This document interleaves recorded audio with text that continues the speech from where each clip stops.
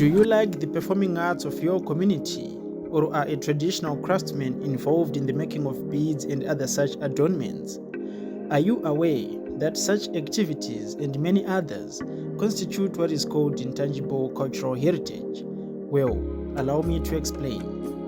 Intangible cultural heritage refers to the practices, representations, expressions, knowledge, skills, as well as instruments, objects, artifacts, and cultural spaces associated therewith that communities, groups, and in some cases, individuals recognize as part of their cultural heritage. This intangible cultural heritage, transmitted from generation to generation, is constantly recreated by communities and groups in response to their environment, their interaction with nature, and their history, and provides them with a sense of identity and continuity, thus promoting respect for cultural diversity and human creativity. Therefore, from the definition, intangible cultural heritage is manifested in the following domains. Number 1, oral traditions and expressions, including language as a vehicle of the intangible cultural heritage. Number 2, performing arts. Number 3, social practices, rituals, and festive events. Number 4, knowledge and practices concerning nature and the universe. Number 5, traditional craftsmanship. These elements we hold dear to our hearts as they define us and give life meaning. Have you imagined what would happen if we one day woke up and found out that all these have vanished? Would we still be the same? Would we relate and have a sense of collective identity? Definitely no. It is therefore important to safeguard intangible cultural heritage and take measures aimed at ensuring its viability. These include identification, documentation, research, preservation, protection, promotion, enhancement, transmission, particularly through formal and non-formal education, as well as the revitalization of the various aspects of such heritage. The United Nations Educational, Scientific and Cultural Organization, UNESCO, has a convention for the safeguarding of the intangible cultural heritage. The convention is basically purposed to meet 4 goals, that is, number 1, to safeguard the intangible cultural heritage. Number 2, to ensure respect for the intangible cultural heritage of the communities, groups, and individuals concerned. Number 3, to raise awareness at the local, national, and international levels of the importance of the intangible cultural heritage and ensuring mutual appreciation thereof. Number 4, to provide for international cooperation and assistance. On these 4 purpose points, the world's intangible cultural heritage is expected to be safe and duly preserved. The convention has organs that include the following. Number 1, the General Assembly of the States Parties. Number 2, Intergovernmental Committee for the Safeguarding of Intangible Cultural Heritage. Number 3, the Secretariat. All these arms work hand in glove to preserve intangible cultural heritage. Zimbabwe is a member of the states parties to this convention. This makes the government of Zimbabwe obliged to taking necessary measures to ensure the safeguarding of intangible cultural heritage present in its territory.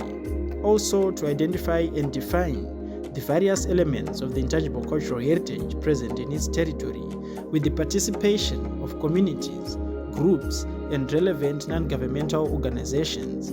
The government shall also draw up inventories which shall be regularly updated in a manner geared to the Zimbabwean situation. Other measures for safeguarding include: Number 1, a general policy aimed at promoting the function of the intangible cultural heritage in society. Number 2, designation of at least one competent body for the safeguarding of Zimbabwe's intangible cultural heritage. Number 3, fostering scientific, technical, and artistic studies, as well as research methodologies with a view to effective safeguarding of the intangible cultural heritage, in particular, the intangible cultural heritage in danger. Number 4, adopting appropriate legal, technical, administrative, and financial measures aimed at fostering the creation or strengthening of institutions for training in the management of the intangible cultural heritage through forums and spaces intended for the performance or expression thereof. Also, ensuring access to the intangible cultural heritage while respecting customary practices governing access to specific aspects of such heritage.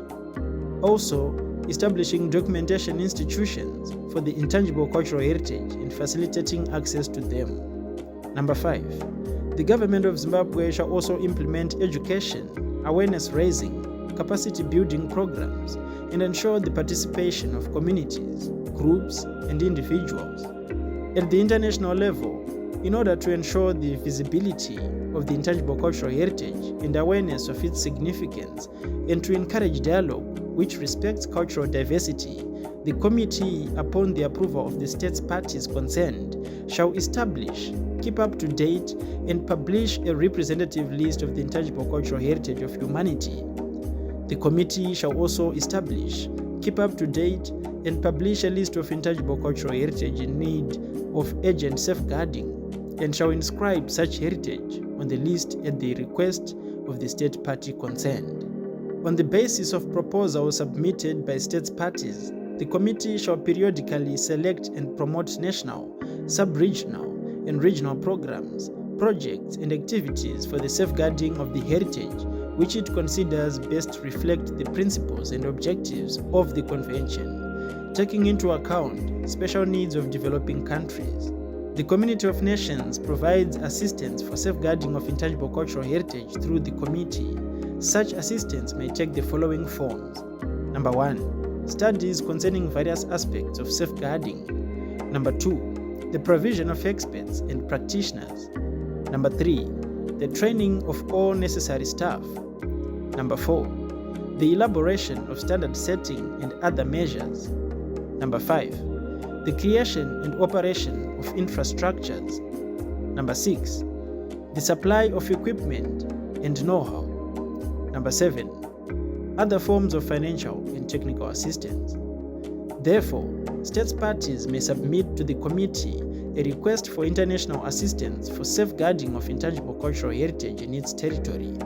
Additionally, an intangible cultural heritage fund is managed in line with UNESCO financial regulations, and resources of the fund consist of contributions made by states parties, contributions, gifts, or bequests made by individuals, organizations, and programs of the United Nations, like the United Nations Development Program, as well as other international organizations.